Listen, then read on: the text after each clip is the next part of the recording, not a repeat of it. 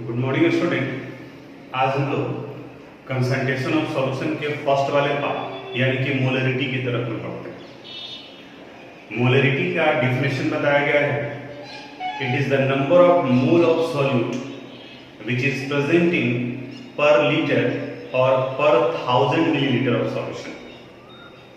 Number of mole of solute पिछले video में बताया, it is the component which dissolve, जो घुलता है। प्रेजेंट इन पर लीटर सॉल्यूशन, सॉल्यूशन कहा जाता है homogeneous mixture of solute and solvent, यानी कि इन दोनों के कॉम्बिनेशन से बनता है। डिफिनेशन के अनुसार से अगर मोलरिटी का हम लोग फार्मूला लिखें तो मोलरिटी का फार्मूला आ जाएगा, molarity is equal to number of mole of solute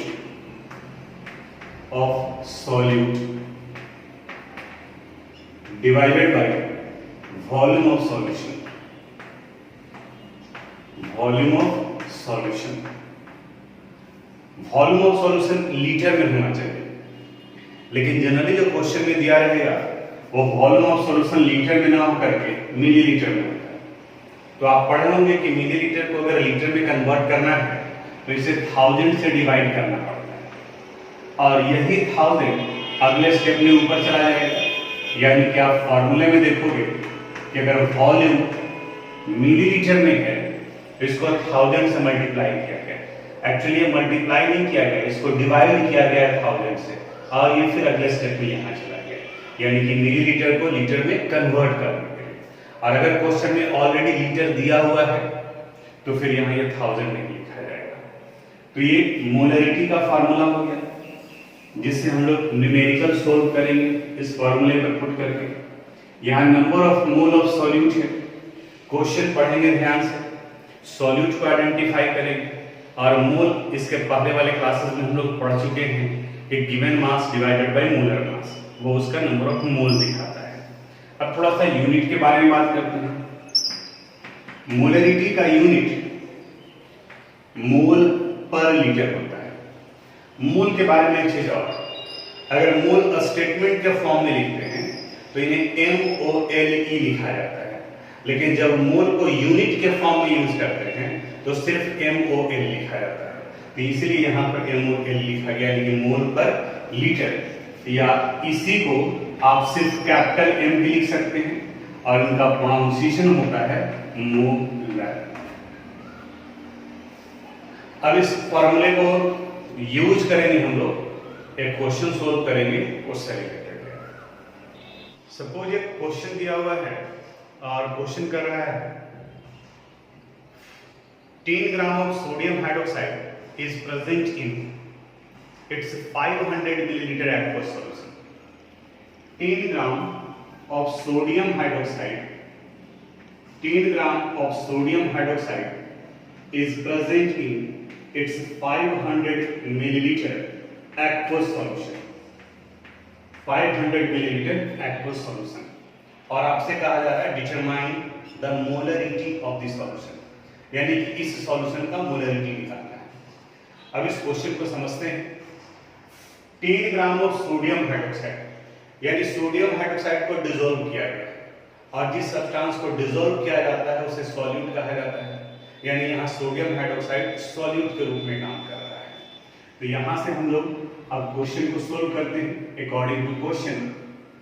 mass of solute, it means sodium hydroxide, it is given mass of NaOH, it is 10 gram. इनका मोलर मास वैल्यू भी दिया हुआ है, निकाल सकते हैं 23 + 16 + 1, पहले बता चुके हैं, it is 40 gram per mole. अब यहां से इसका मूल निकाल लेते हैं। मास by molar mass 10 divided by 40, 1/4, या इसी को 0.25 भी लिख सकते हैं। ये number of mole of solute आ गया। देखो यहाँ MOL लिखे हैं क्योंकि ये स्टेटमेंट है, और यहाँ MOL लिखा गया क्योंकि इसके साथ तो ये यूनिट हो गया है। तो 0.25 मोल। वॉल्यूम ऑफ सॉल्यूशन दिया हुआ है, वॉल्यूम ऑफ सॉल्यूशन कितना मिलीलीटर वॉल्यूम दिया हुआ है? 500 मिलीलीटर। It is 500 millilitre. अब मोलरिटी निकालते हैं, number of mole of solute divided by volume of solution. अगर ये मिलीलीटर में है तो मल्टीप्लाई कर देंगे 1000 से। Number of mole 0.25, volume 500 into 1000, ये 2 से डिविजिबल, ये वैल्यू हो गया 0.5 मोल पर लीटर, या इसी को आप 0.5 मोलर भी लिख सकते हैं। ये आंसर हो गया इसके मोलरिटी का। सेकंड क्वेश्चन पर आते हैं। यहाँ बोर्ड पर आपको एक और क्वेश्चन दिख रहा है, और स्टेटमेंट पूरा नहीं लिखे हैं क्योंकि बोर्ड पर वो आएगा नहीं। क्वेश्चन है 200 millilitre 2 molar glucose solution is given, you have to determine the mass of glucose, यानी कि ग्लूकोज का कितना मास होगा वो निकालना है आपको, सॉल्यूट का मास निकालना है, और इस जगह पर आपको वॉल्यूम दिया हुआ है और मोलरिटी दिया हुआ है। अब इसे आप दो तरीके से बना सकते हो। मोलरिटी का फार्मूला है मोल बाय वॉल्यूम इंटू 1000, और जब यहाँ मोलरिटी और वॉल्यूम दिया हुआ है तो यहाँ से आप एक बार में पहले मोल निकाल ले सकते हो, और जब मोल निकल गया तो फिर दूसरे बार में मास डिवाइडेड बाय मोलर मास, तो ग्लूकोज का मोलर मास पता है तो वहां से निकाल सकते हैं। और एक और तरीका है कि स्टार्टिंग से ही जिसका वैल्यू नहीं दिया हुआ है उसको आप x मान करके बना सकते हो। जैसे हम x मान करके आपको बताते हैं, suppose according to question mass निकालना है ग्लूकोज का, तो mass of glucose C6H12O6 it is x gram मान लेते हैं। लेट ग्लूकोज का मोलर मास पता है हमें, the molar mass of glucose is 180 gram per mole. अब यहां से इसका मोल निकालो, mole is equal to mass by molar mass x divided by 180। Volume of solution दिया हुआ है, volume of solution it is 200 millilitre and molarity is also given, molarity is 2 molar।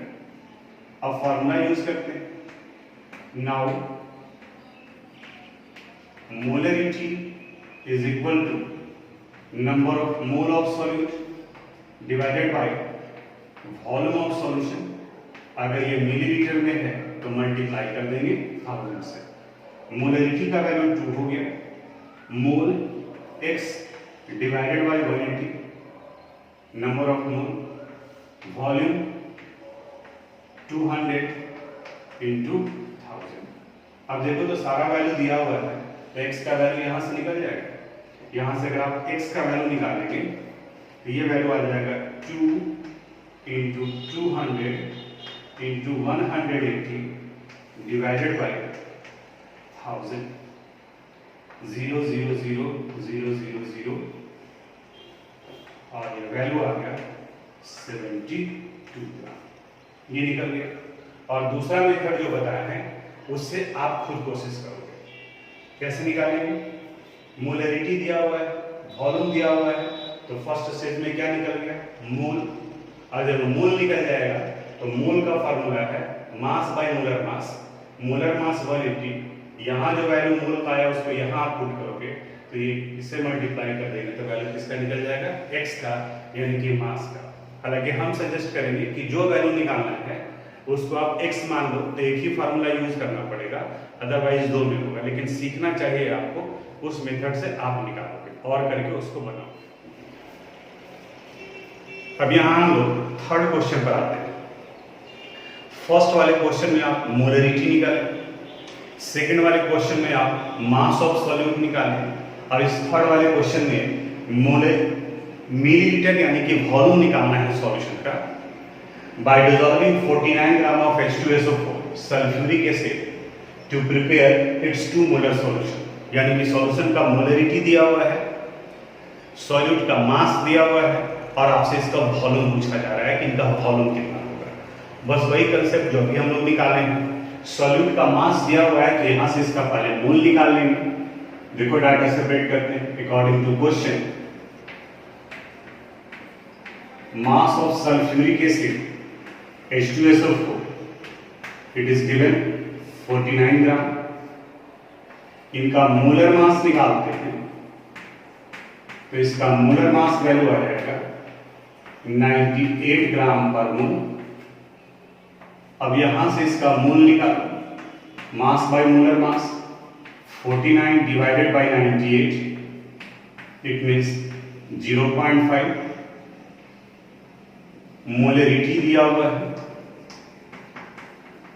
Molarity is given it is 2 molar. और आपसे volume पूछा जा रहा है, volume को हम लोग मिलीलीटर में ही निकालते हैं। ये वैल्यू इसको आप x भी मान सकते हैं या फिर फॉर्मूले पर भी डायरेक्ट आ जाएगा। वॉल्यूम निकालना है, फॉर्मूला क्या है?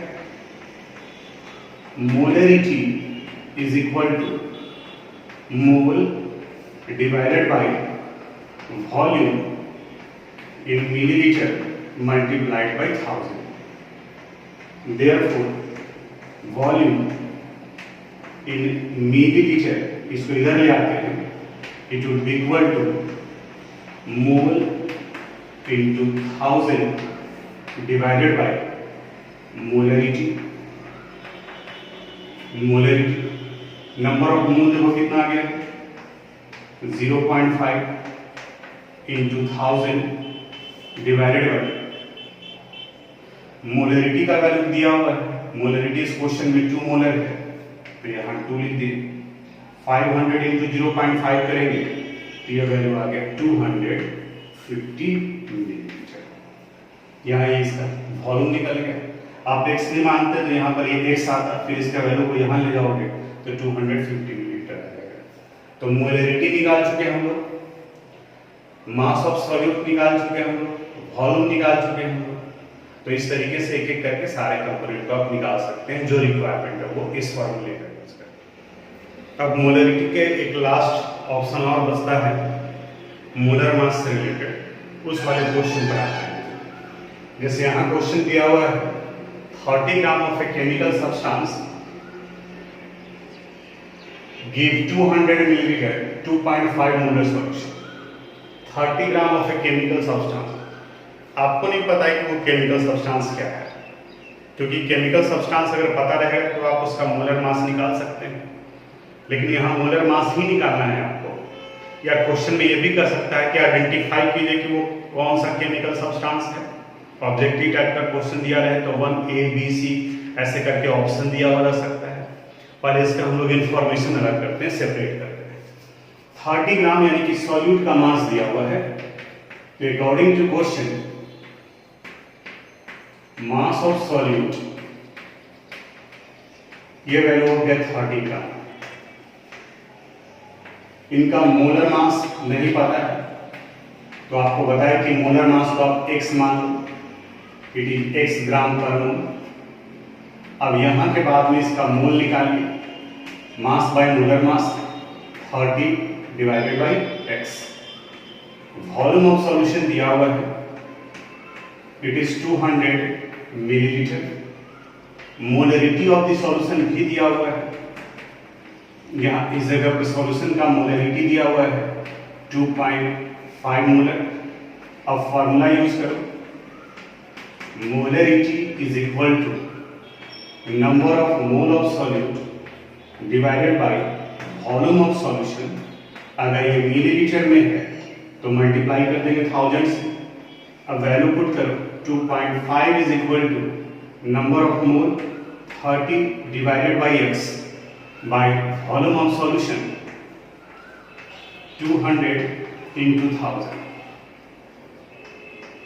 Therefore x would be equal to, यहाँ से अगर x का वैल्यू निकालेंगे तो 30 into 1000 divided by 200 into 2.5। ये वैल्यू है, ये 5 टाइम्स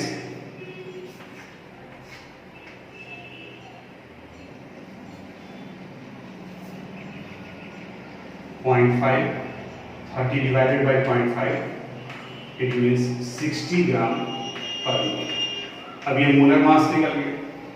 अब वही अगर इस क्वेश्चन में आइडेंटिफाई करने के लिए कहता कि कौन सा ये केमिकल सब्सटेंस है, तो ए बी सी जो भी रहेगा उसका आप मॉलिक्यूलर मास निकालो। जैसे अगर मान लिया किसी क्वेश्चन में कहता कि the chemical substance is glucose C6H12O6 और यूरिया, यूरिया का फार्मूला है NH2CONH2। आपको इन दोनों में से आइडेंटिफाई करना था कि कौन है। अभी आप निकाले हो कि ग्लूकोज का मोलर मास होता है 180 ग्राम पर मोल और यूरिया का मोलर मास आता है 60 ग्राम पर मोल। तो आंसर किससे मैच कर रहा है? यूरिया से। It means the chemical substance was urea. तो इस तरीके से मोलरिटी से रिलेटेड जितना क्वेश्चन हो सकता था वो सारा क्वेश्चन हम लोग यहाँ पर डिस्कस किए। कभी मास दिया हुआ रहेगा, कभी वॉल्यूम रहेगा, कभी मोलरिटी निकालना होगा, तो ये सब जो हम लोग यहाँ से निकाल सकते हैं। तो प्रैक्टिस क्वेश्चन में कुछ क्वेश्चन देंगे आपको, उसको आप लोग सोल्व। मोलरिटी कंप्लीट करने के बाद में अब कंसंट्रेशन ऑफ सॉल्यूशन का सेकंड पार्ट है मोलरिटी।